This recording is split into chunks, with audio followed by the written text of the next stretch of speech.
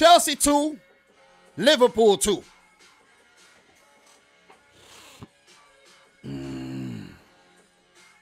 Chelsea and Liverpool, y'all are playing games. Both of y'all. Y'all are playing games. I thought you were serious. I really thought you were. When it comes to this title thing, I thought you were serious. You're not. Pretenders at most. Thought you were really serious. Liverpool, 2-0 up. 2-0 up. And you give it away. I thought you were serious. Chelsea, you went 2-0 down. You managed to scrape back and, get a point. If you ask me, you should have lost the game. So I know Liverpool would be kicking themselves right now, the fact that they give up a two-goal lead. You see what I'm saying? With a Virgil van Dijk in defense. You know what I'm saying? Konate. You know what I mean? Like, best defense in the league. You know what I mean? I was like, God damn, I'm about to eat my words. I predicted a draw. Liverpool, bang, bang, 2-0 up. Chelsea, bang, bang, 2-0, 2-2. Draw, like I predicted, a draw. It was a thrilling game, though. Thrilling game. Very good advert for the Premier League, if you ask me. But in the end, should have been a winner.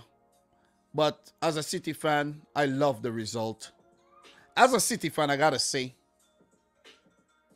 it was a great week. United lost. Chelsea drew. And Liverpool drew. And we won. The only winner across the Premier League top teams, City here. Tottenham, they picked up a win, but let's talk about the relevant teams in terms of the title race. At the beginning of the season, the teams that were favorites, right? With the signings and things. Chelsea, Liverpool, City, United. Across the weekend, City the winner. We didn't play in the Liverpool versus Chelsea, the Chelsea-Liverpool game. We didn't play, right? And we still won that game. The United Wolves, we didn't play that game and we won that game too. We're winning other people's games. Think about it. Some next level type shit. Think about it. But yeah. Great result if you're a City fan, right? But if you're a Liverpool fan, you would be kicking yourself. You say, oh man, we should have won this game. Chelsea, I think we're fortunate to get back after the poor start. Very, very fortunate. Very, very fortunate if you ask me. So, I usually do an instant review of games, but I haven't had the chance to do so this weekend. And I gotta mention the whole Lukaku situation. It came at a bad time for Chelsea. This Lukaku situation came at a bad time for Chelsea. Lukaku, you chose the bad time. You chose a very bad time to talk about this. And I have to question your character. I have to question you. I got to question your intentions. I got to question your commitment. I got to question if you even have a brain in your head. This club, who you were once a part of, right? Were once a part of the club, right? And I saw that they have memes up of you kissing 4 different jerseys, right? The Everton, United, Chelsea, Inter, right? Whatever. You got some commitment issues, bro. This club went in and brought you back and paid 115 million euros. 115 million euros to bring you back. It has not gone as planned. You have gotten injured, picked up coronavirus, and then Tuchel he's a tinker. See what I'm saying? Tuchel is a tinker. That's what he does. He tinkers with his team all the time. He has made the most changes of any managers this season. Look it up. You'll see exactly what I'm saying is right. He's experimenting all the time. Don't know why he's doing that. But Lukaku, even when he was fit again, found himself on the bench. So during that whole period, he must have done an interview with Sky Sports. It wasn't an interview that was done like a couple days ago, but it was an interview that was done, I think, a couple weeks ago and now released from what I've heard. And Lukaku, the things you said in the interview, you can't be saying these things now. It's just not acceptable, bro. You have teammates, you have a manager that you got to respect, and you just can't be saying those things at the time you said the things. You're going to mess up the whole team dynamic and the whole psyche of the team and everything. And the fact that Chelsea are going through one of the worst periods, you know, under Thomas Tuchel, where they're dropping points left, right, and center, it's the wrong thing. It's the wrong time. And if you're questioning the manager, you're messing with his integrity, and he's gonna be forced to act. And if he doesn't act, then he looks weak.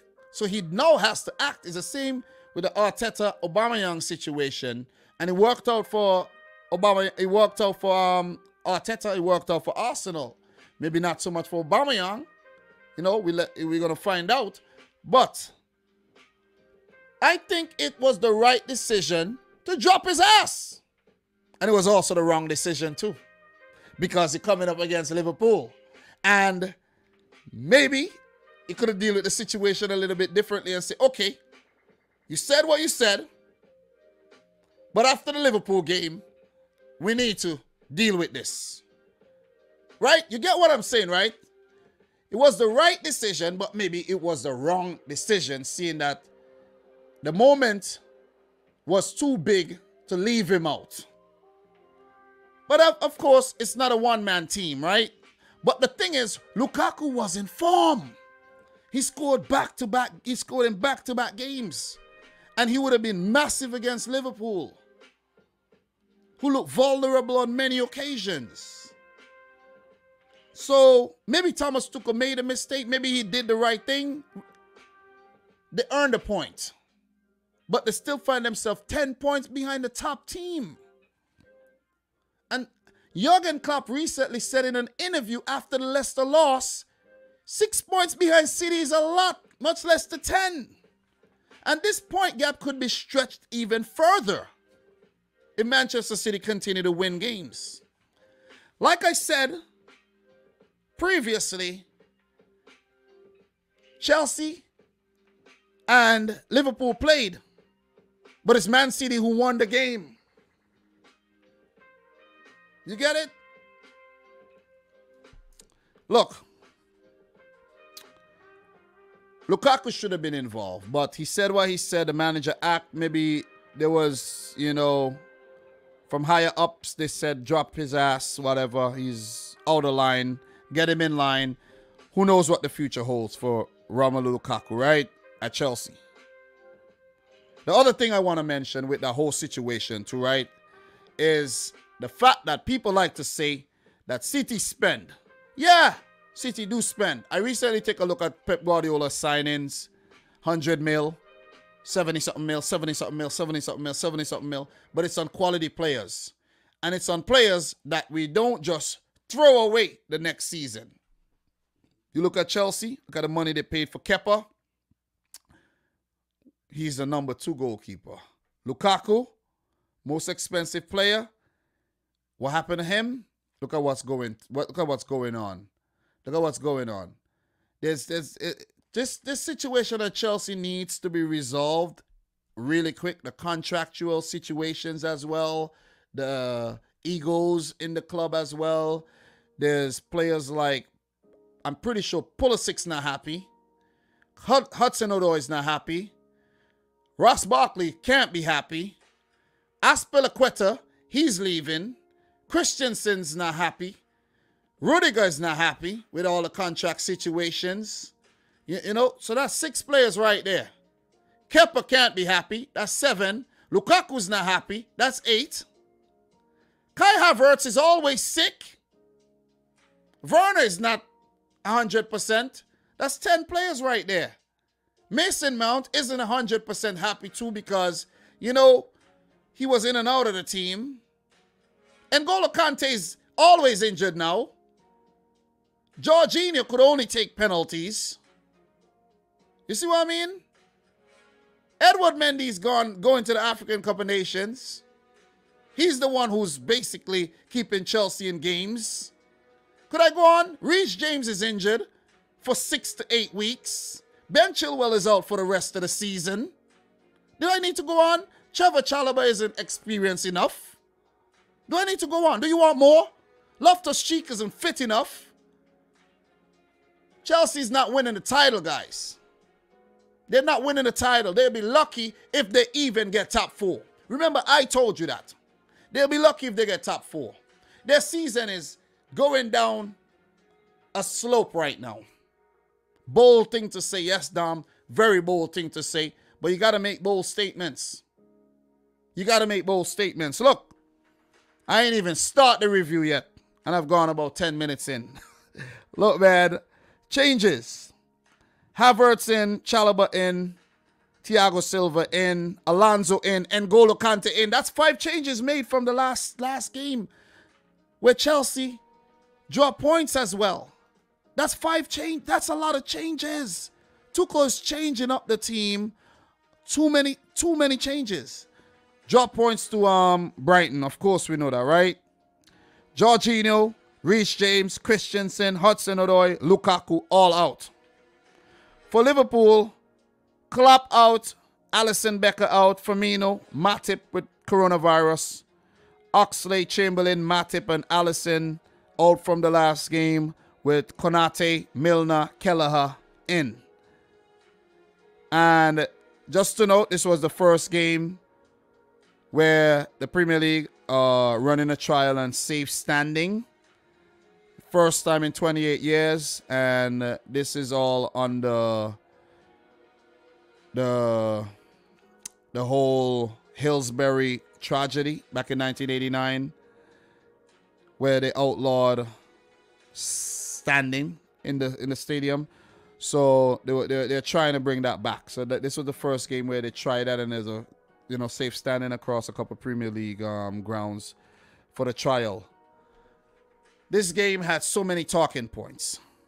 10 seconds into the game. 10 seconds.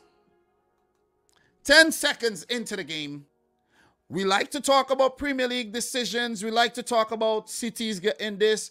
Who's getting kind decisions. Who's not getting decisions. Who referees this.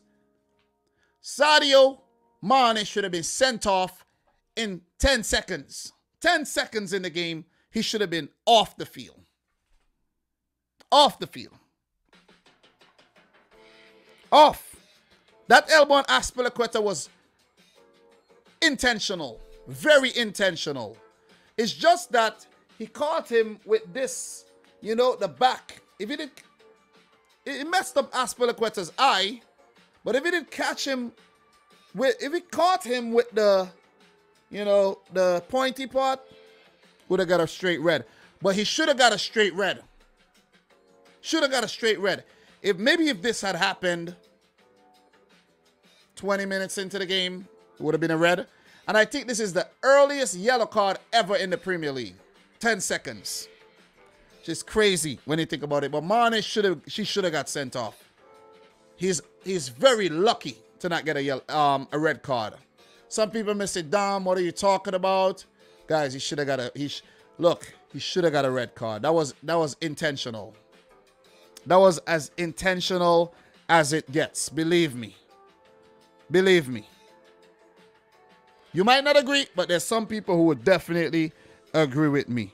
VAR did take a look at it, and it was just a yellow, though. Just a yellow. And Mane coming into the game with no goals in 9 games. Of course, we know what happened a few minutes later. But Salah did get a chance. Saved by Edward Mendy. Very good save. And it was a very open game of football. Chelsea did get a lot of the ball. Liverpool more on the back foot. But Kelleher, who stole the ball off Pulisic's feet, Trent Alexander-Arnold. Who want to stand up for this guy again? Who wants to stand up and fight for this guy again? After what they've seen in that game, who want to stand up and fight for him in terms of the defensive side of his game? Attack? Yeah, man, of course. Trent is really good. Very good. He's so good that I think Liverpool should start playing Trent Alexander-Arnold as a winger. The games that Salah and Mane is not here, play Trent as a winger. Play Nico Williams or Joe Gomez as a right back.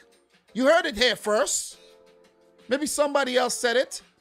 But play Trent as a winger, and that's your solution. Your solution for the absence of Salah and Mane is to play Trent as a winger. Play Nico Williams or Joe Gomez as a right back. That's it. And it should be Joe Gomez, because what you end up with, you'll be getting a defensive right back that'll stay in position. And Trent could stay up the field where he wants to be all the time. Think about what I'm saying here. Smart. Smart. You got Jota in the middle. You got, who else could play over on the wings there? You got Origi should come back in. You see what I mean? You got Curtis Jones fit again. You got Oxlade-Chamberlain. Liverpool could navigate the AFCON pretty well if they're smart. Okay? But anyways, we get back to the whole Christian Pulisic situation. He should have scored, but he dilly-daddled on the ball. Credit to Kelleher. But Trent Alexander-Arnold, I don't know what he's thinking, why he's trying to take another touch there, and he almost got punished.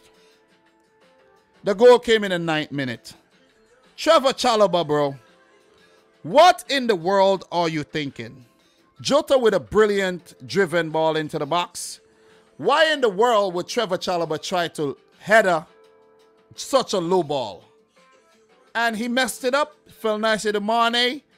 Mane went around the defender in the back of the net just like he wasn't in a goal drought, right? 8th goal of the season, I think, for Sadio Mane. And with him not scoring in so many games, you're like, damn, he had 7 already. That's how well Mane started the season. But he fell off a bit, and that's responsible for Liverpool dropping behind in terms of points and everything, and they're now 3rd in the league. You see what I'm saying? It's because of players like Mane being inconsistent this season. And he's had opportunities, especially in the game against Leicester, right? Liverpool should have never lost that game. So that's back-to-back games that both Liverpool and Chelsea dropped points in. As I said, City's been winning all week. All week. Good goal. Good goal by Mane. Good ball by Jota. Poor defending by Trevor Chalobah. Very, very poor. But what a start to the game, though. 10 minutes in, and it was like helter-skelter. A great advert for Premier League football. Second goal came after, a little cagey period there. 26th minute. Mo Salah, another brilliant, brilliant goal. But this is where I give Trent Alexander-Arnold the credit, man. Very good link-up play. Salah and Trent Alexander-Arnold. Salah with the run. Trent picking him out. Cutting apart this Chelsea defense. Set up under Thomas Tuchel, You know Chelsea's supposed to be the... You know how good they were last season under Tuchel, right? I don't know what happened. They were sliced up, Swiss cheesed up, Salah running right through. What I like is when Salah give Alonso the drop. He told Alonso to go over there, and then he went the opposite way. I was like, God damn. And to beat Mendy at his near post, that was a brilliant, brilliant goal. That was a good goal. 2-0. I couldn't believe it. I'm saying to myself, these Liverpool fans are going to get at me right now. When I get off work, I'm going to talk about this game. People are going to flock to the video. It's going to get 20,000 views because, you know, the Liverpool fans, they love when they win. And a big win against Chelsea. I'm saying this is going to get ugly today. Liverpool are going to smash Chelsea 4-0. The way it's looking, oh, boy. Nothing like that happened. Nothing like that happened, man. But at that point, Chelsea were not bad. There were just a few lapses that let them down. They were not bad at all. They were really not so bad in the game. You see what I'm saying? Liverpool were playing on the back foot for the most part, catching Chelsea against the run of play on the counter. And at that point in the game, I'm like, okay, Salah score, Mane score. What are Liverpool going to do? What's Liverpool going to do without these guys when they go to the African Cup of Nations, right? They're really, really leaning on these guys heavily. Talking about 16 goals for Salah and 8 for Mane. That's 24 goals. Along with maybe about 12 to 14 assists. You're going to lose. But luckily for Liverpool, it's not a lot of games, right? But you never know. These players could get injured at the African Cup of Nations. You don't want that, but it's a possibility.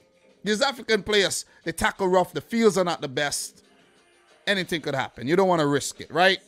But it is what it is. 36-minute big tackle for Chalobah on Salah after Pulisic mistake. Nothing happened with that one. 42nd minute, Havertz fouled. The free kick he took, saved by Kelleher. Brilliant from a tight angle.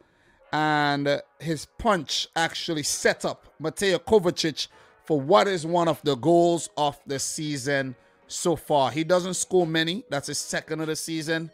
But when the boy Kovacic scores him, he scores him. And they're spectacular. That was a brilliant goal. I almost lost it silently, but I was in my mind, there was like this mini explosion going on. I was like, God damn, what a goal. What a goal. Chelsea back in the game. Chelsea back in the game. And it didn't take long for them to get a second. But it was a sensational goal. Well-deserved goal, if you ask me, for Chelsea and the work they had done at that point in time in the game. The Pulisic goal. Trent Alexander-Arnold involved again with the poor header. Rudiger won it and drove towards the attacking third. N'Golo Kante picking out Pulisic. Very good goal by Captain America, who's been under some pressure. Very good volley. 2-2. I couldn't believe it. I'm like, Chelsea, back from the dead. I was already putting out some tweets on my Twitter. I'm like, let's all laugh at Chelsea. You know what I'm saying? I can't believe what's going on. Chelsea fans rattled. But at that time and point, it was Liverpool fans being rattled. 2-2. Momentum with Chelsea. There was another chance. Watched wide by Kelleher, by Mason Mount, and I think not Hakim Ziyech. He wasn't involved. That's the thing. These guys are, that's another player who's not 100% happy as well. So 2-2 at halftime, and that's how it ended. But just for some other notes, 51st minute, good break by Chelsea. Kante picked out Alonso, blasted the ball over. A save, Mendy from Salah's shot from way out. That was a brilliant strike. Almost caught Mendy out, but that was one of the saves of the season as well. That was brilliant, though. That was really, really good. Mane and Salah linked up well. Right-footed shot by Mane, saved again by Edward Mendy, who's actually, let's say if it was Kepa, Chelsea would have been like 7th in the league right now. Seriously. Thomas Tuchel would have probably got sacked already. It's Mendy. Mendy has kept Chelsea in the league because it seems like Rudiger alone can't really hold up the defense. His partner is always changing. If it's not Thiago, it's Chalobah, it's Christensen. You know what I'm saying? And you got Jorginho ahead of them not doing nothing. You know what I'm saying? Kante is always injured these days. So he's not a full pelt. Kelleher kept Liverpool in the game as well. Big save. Pulisic with the shinned shot. But Kelleher was equal to the task. Few substitutes made to try to bring impetus in the game. But nothing really much to talk about towards the last 20 minutes or so. where I was actually getting ready to come home from work. And, you know what I mean? I hate watching games trying to get home from work as well. Very tricky period for me. But nothing really else to talk about. I did walk with my notebook in my locker room and everything, but I didn't need to use it. 2-2. It ended. I was happy that it ended 2-2 as a City fan, though. But overall, it was a great game. I think Liverpool would actually root a chance to pick up 3 points against Chelsea. And both games against Chelsea this season, both games between these two teams, end in a draw. First, a 1-1, very controversial game. Reece James got a red. And now the one at Stamford Bridge finished 2-2. So the teams are unable to separate themselves from each other this season. But in terms of the title race, the so-called title race, City did beat Chelsea. City draw Liverpool. Let's see what happens next time Manchester City play against Liverpool or when Chelsea play against City. These games are the games to watch. There's some time between the Liverpool and City game, but Chelsea versus City is coming up very, very soon. So, look, if Klopp was on the touchline instead of Pep Linders, would it have been a different result? Maybe. Maybe. It's hard to remotely manage teams. Klopp would have said, hey, man, he would have done things after he was 2-0 up to keep that lead and preserve the lead and manage the game. And it could have been a different game. Chelsea, I don't think they'll be happy with this result, happy with how they went behind, but they'll be happy that they came back. But they got a mini crisis going on, a big crisis, I should say, going on at the club right now, where the team is not together, in my opinion. You know what I mean? There's a lot of ego going on. There's selfishness in the team right now. And this is where it could all fall apart. This is where it could all fall apart. Not much more else to add. If I'm thinking about some things, I have to also, I got to talk about the fact that big Virgil van Dijk have looked a bit average this season. It's been good, but not to the levels that we've seen him before. Who else agree with that one? Big Verge has not been the same. I don't know why, but he's just not been that guy. Really haven't been that guy. Jordan Henderson has been getting a bit of flack from the supporters as well. Definitely has not played to high levels, but you cannot be fickle.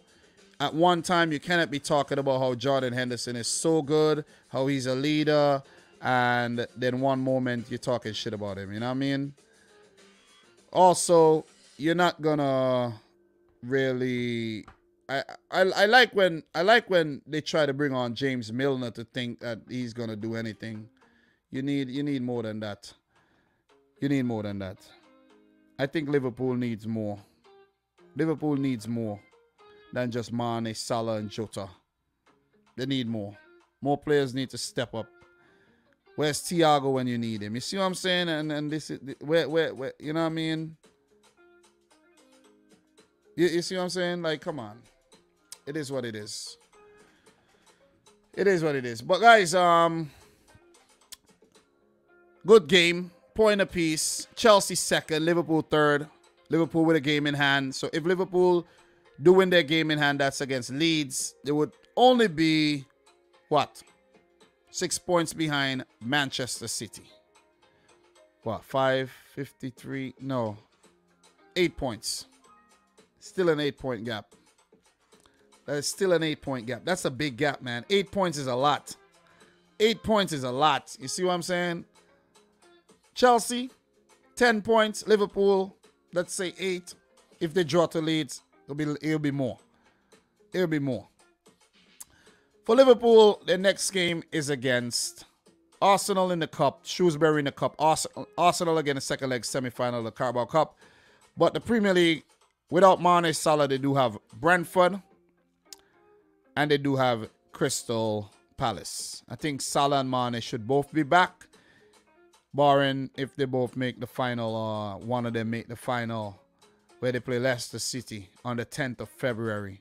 They should be back by then. But the Brentford and the Crystal Palace games will be key teams that Liverpool should, fancy themselves beating without those two guys. But when you look at the goals and the assists, it's Salah and Mane, you know what I mean?